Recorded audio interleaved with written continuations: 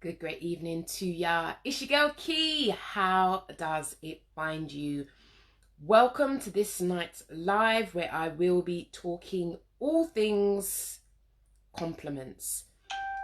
I want to thank all the people who got in touch with me, inboxed me about the challenges with taking a compliment and how difficult it can be, and kind of the deeper reasons as to why it can be so tricky for us to take compliments.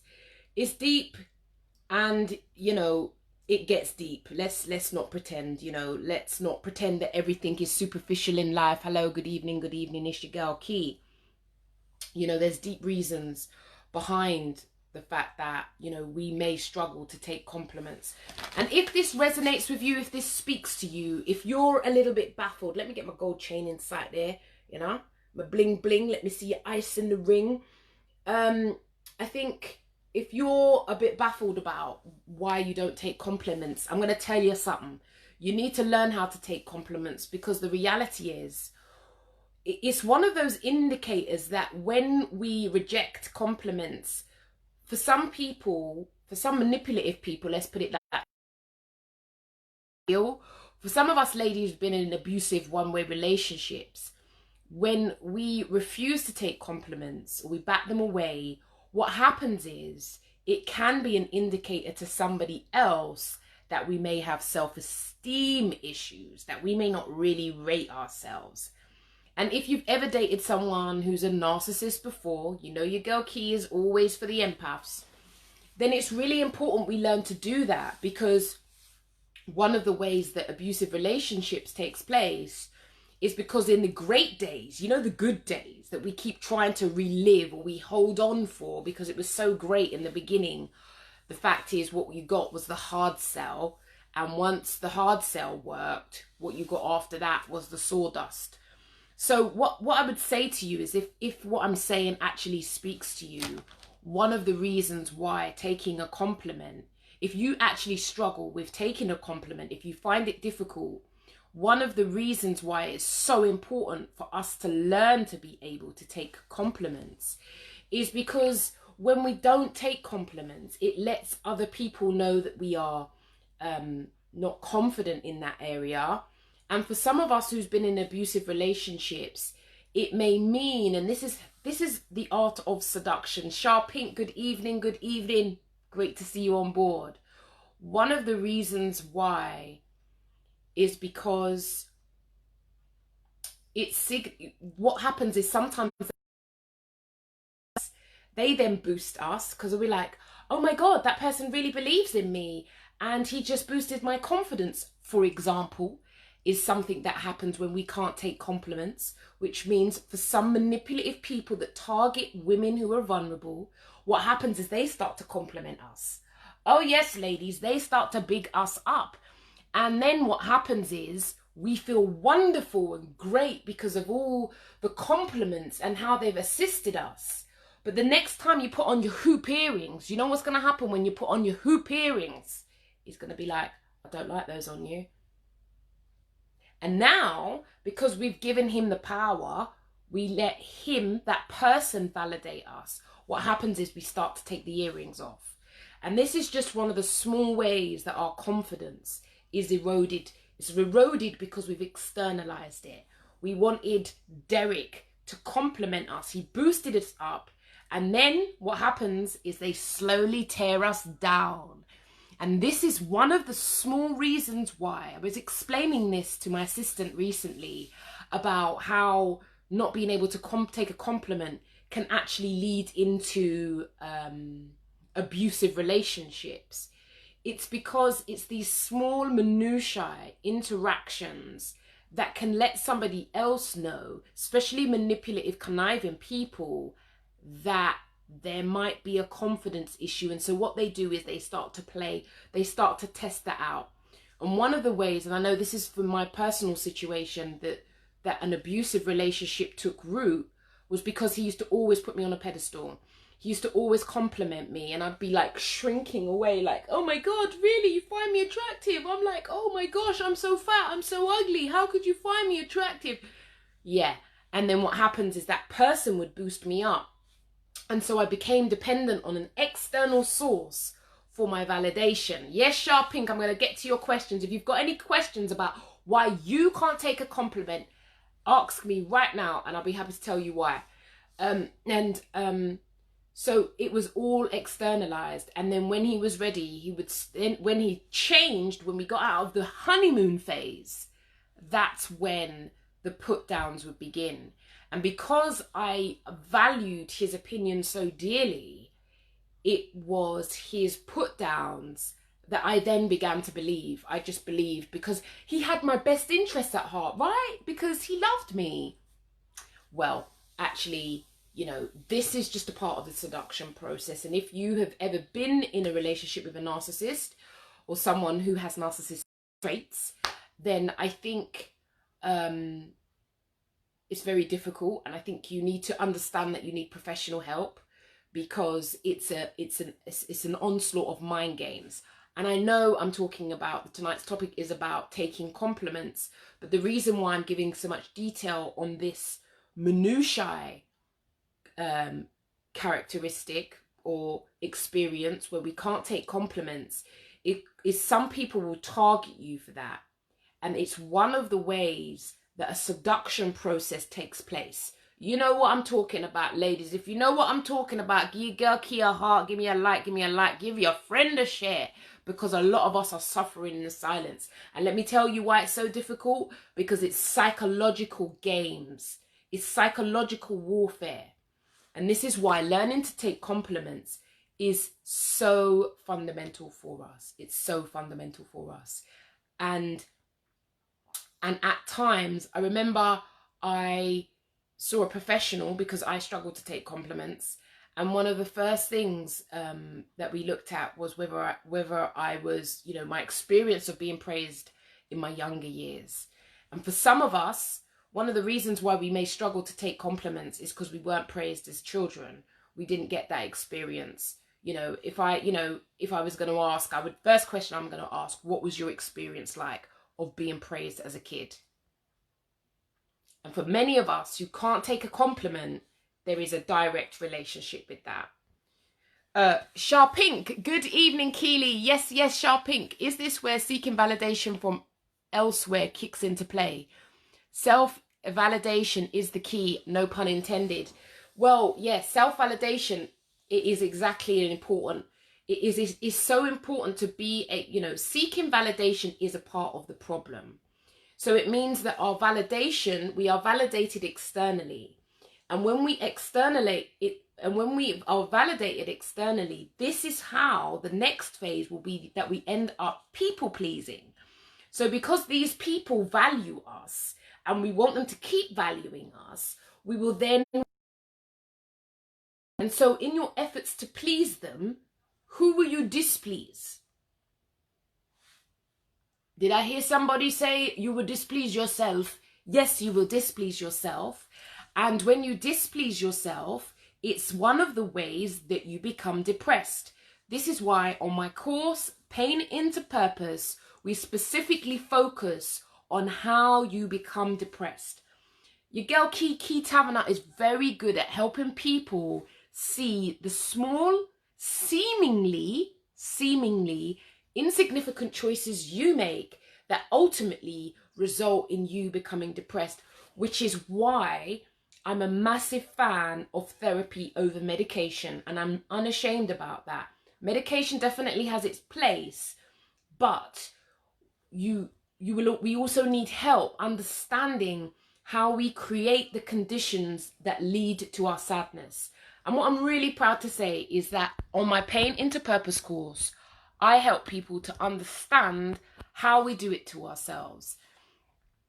And one of the things, if I'm ever your therapist, if you ever choose to work with me, one of the challenges you're going to have is that we're going to look at the small, seemingly insignificant choices you make and how those choices then impact on your well-being. I am not of the view that we are born with deficit brains. I'm very sorry. I do not believe that humans are born with deficit brains. I am of the view that, whilst I appreciate that, biology has an impact, I am also of the view that we really need to hone in on the choices that we make as to whether they harm us. And that's one of the reasons why it's been a real surprise for me. Sharpink, I think you were on the conversation we had last week, maybe 2 weeks ago, about compliments, is that it can be such a window where somebody thinks they're someone who's vulnerable. And then what they do in the early phases, especially in narcissistic, abusive relationships, at anywhere where there's a slight manipulation, is that they then lift you up. He raised me up so I, they raise you up and then they tear you down. And it's small things like not taking a compliment that seeps in. And if that speaks to you, then it's highly likely that this is tapping into something about you. This is why when we put ourselves in situations, if you work with me, I'm always going to be helping you, assisting you, challenging you.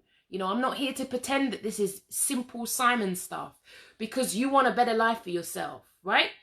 We want more for ourselves. So it's about how I best assist you to be able to see how we do it ourselves. This is why your girl Key is a massive fan of the block feature. I'm down with a block feature, because sometimes we can be our own worst enemy. Ladies and gentlemen, if you're out there, sometimes we have to block for our own well-being. Yes, we block for ourselves. We block because we need to protect ourselves from ourselves. Not even thinking about the people that treat us bad. Sometimes we can be our own worst enemy. Lisa, I'm a people pleaser. Always helping others. Yes, well, if you're always helping others, Lisa, who helps you? I can probably haphazard a guess, no one. Because it's highly likely you're an empath, and we know that that's a general term, but we also know that highly empathic people are not great at putting themselves first. And so people pleasers often give away what they've always desired. Let me say that again for you, because there's some wisdom in that. People pleasers often give away what they most yearn for, which means you may yearn that someone tried to please you, and yet nobody has. Why don't they please you? Because they are always draining from you. Lisa, I'm going to recommend that you get my empath's guide. Go to my keyforchange.com and you will find my empath guide. Fran, hi, it's your girl Key. So I'm talking about how to take a compliment. And one of the reasons why this is so fundamental is because it's one of the ways that we can set ourselves up. Not being able to take a compliment can impact on so many areas of your life. It can result in an impact on your career. You may play small. You may be one of those people that moan, yet you know you've got the talent to do a bigger job, yet you don't speak yourself up.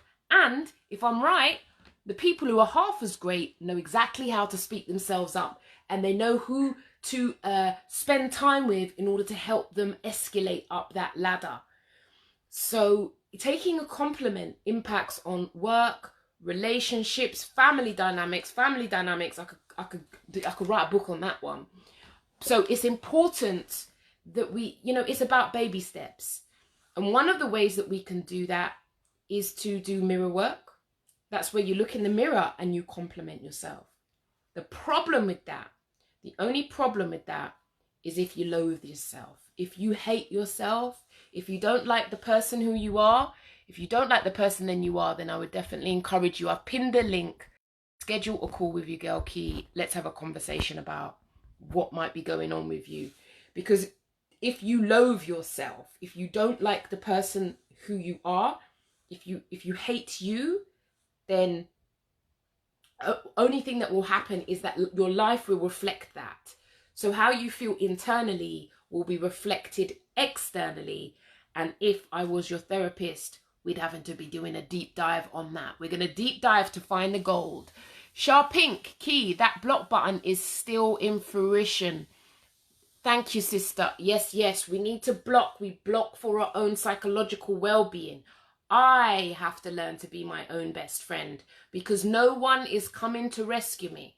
No one's coming to rescue us. So we have to learn to be our own best friend. especially if you still have feelings for someone, if you yearn for them, especially in those narcissistic relationships which really pull on your emotions and they get inside your mind. So it's best that you learn, if you're able to get away from them, firstly, because we know what they do is they make you get enmeshed with their relationship, which is a whole nother video. But that's one of the reasons why it is so important to be able to compliment yourself. And one of the ways that you can begin is to start to do mirror work. That's where you practice. I'm going to give you one of the tips that my first coach gave to me, which was to think of someone in a film who you've seen take a compliment really well. So you'd have to think of, like, who have I seen take a compliment really well? And then you mimic them. You literally copy them. And the person I chose was Baby from Dirty Dancing. And at the end of it, he complimented her and she was able to receive it. And so that's one of the things that I did for many years, was literally to just say thank you. I was dying inside. I'm not even going to lie. I was dying inside because I really struggled with compliments. However, the benefit was that I stopped rebelling. I stopped repelling them. I used to repel them. I used to be like, no. I used to like almost argue with people about why I wasn't worthy of a compliment, until someone pulled me aside and was like, what's wrong? Like, why am I fighting you? Why does it feel like I'm fighting you just to give you a compliment? So I hope that's of benefit to you. So these are the 2 tips I'm going to recommend that you do. One is mirror work, where you look in the mirror and you compliment yourself, because our eyes are so trained to focus on the negative, you know, and society promotes us focusing on the negative, because if you focus on the negative, then they've probably got a product for us to buy. Oh, I've got a few questions here. If you've got any questions just before I go, it's minutes to 10. I'll be here for maybe a few more minutes. Feel free to ask or inbox your girl Key, because you know what? What is personal is often universal. I'll say that again. What's personal is often universal. However, it's shame, stigma that keeps us all silent and suffering alone. I'm here to tell you that you don't need to suffer alone. Suffering alone is the hardest part, because you've got no one to challenge the thinking that probably gets you there and keeps you stuck. So there's no shame in that. Franz, one way is to attend the Pain into Purpose course. Oh, Franz, that's so beautiful of you. Thank you very much. Yes, we start Pain to Purpose in 10 days and we still have some slots left. If you may not necessarily be ready for therapy, but you want to understand why life is hurting you, like if you're curious, like, why is life hurting me? I would encourage you. It's a small investment. It's £125 to work with me for 4 weeks. And we're going to be looking at the unhappy life principles and the good life principles. And once you begin to see, you'll begin to see how you harm yourself, and you begin to see what you need to be able to do to start to come from a different place. Often the biggest challenge for all of us and the dreams and the aspirations we have for our life is our relationship with fear. Fear keeps us stuck. It keeps us in our stagnation zone. And if you want to overcome that, then the antidote, in my humble view, is to have faith. But the challenge with faith is faith requires that we cannot see how life will look like. This is why for so many people in relationships that are unhealthy, or when we're in jobs that are not good for us and we want to leave, the challenge for people is fear. And often the real crux of it is they need to know. So people really need to know, like, what would life look like? I can't tell you what life would look like, because you're entering into the unknown. All I know is that when you enter into the unknown, unexpected things do happen. However, you have to watch out if you get buried by the fear, because the fear will have you, law of attraction, drawing and emphasizing and paying more attention to issues, things that make you feel more fearful. Sharp Pink, I can't wait until 3 9, 10. Oh, thank you so much. Thank you, Sharping. Since watching your lives, I've been having conversations with people and questioning, are you humble or are you self-depreciating? Eyes and mouths wide open. Shah, that is absolutely great to hear. I met a friend who's a genius just this Friday, and he was doing exactly the same thing. This man is a genius in my view. And again, when I was saying to Mark, Mark, well, he's my friend. So I was saying to Mark, like, are you self-depreciating? Because I'm not so sure you're being humble. It feels like you're self-depreciating. And so, exactly, you know what, Sharpink, you've just given me a whole thread of thought, which is like, we're touching on how to take compliments, but we also know that being humble is also a problem, because when you start to do when you do humble, I guess what I raised last week was to challenge whether that's humble or being self-depreciation. And we have to be very careful of that. I know it's something I have to be careful of that, because clients often compliment me, and if I'm not, I'll push it back and be like, well, you made the choices, and actually I need to be able to take that compliment. So Sharping, I really appreciate you highlighting that. And I think we was onto something really important there about whether we're being humble or self-depreciating.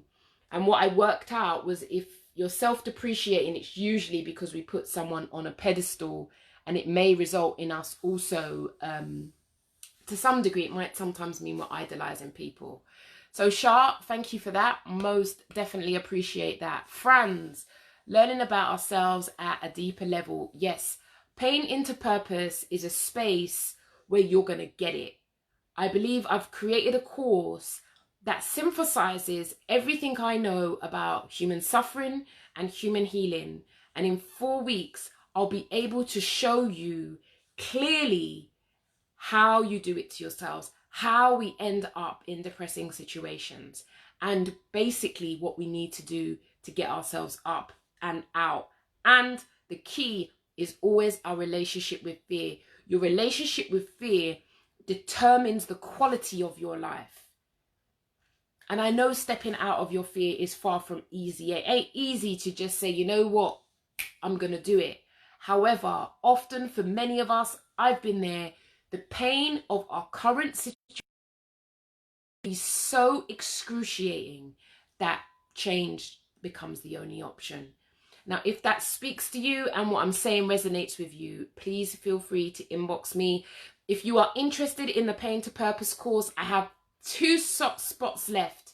It's £125 for a 4-week course. That is a bargain, because people are, I told someone the price the other day and he thought there was another 0 on it. And as ever, I'm a grassroots girl. I do not aim to sell things that are out of reach, affordability for the majority of people. That's just not what I'm about. It's because I guess the reality is, it's the background I've come from. And I know when I was in my darkest hours, I needed help. I needed professional help. And I wasn't able to afford it. And one of the things I did was began to read self-help material. And self-help books, it's probably why I write them myself now, has been one of the tools that has got me, back into education. It got me to an Access course. Big up all the people doing Access courses. The Access course got me to my degree. And from the degree, it got me to my master's, where I studied person-centered psychotherapy at Metanoia Institute. So if you would like to join us, it would be an honor to have you on board. It's your girl, Keeley Taverner. Remember, I am a psychotherapist, and I really hone in on small incidences that happen in our lives.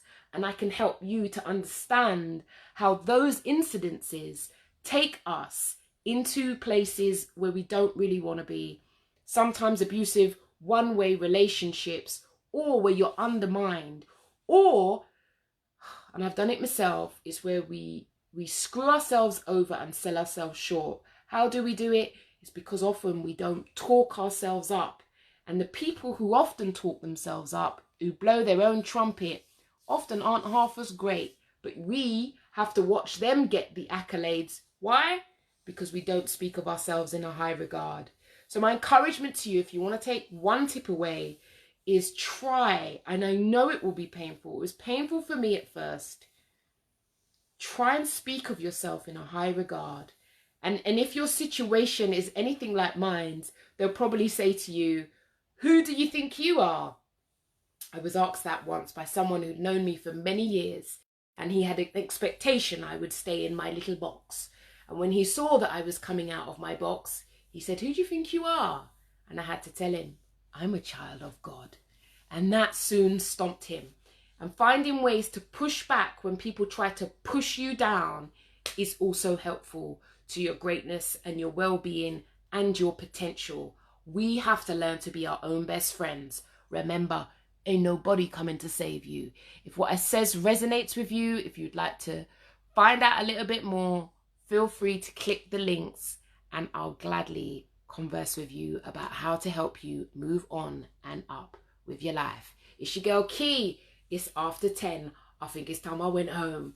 Do take care of you, because if you don't, no one is coming to rescue you. You have to learn to be your own best friend.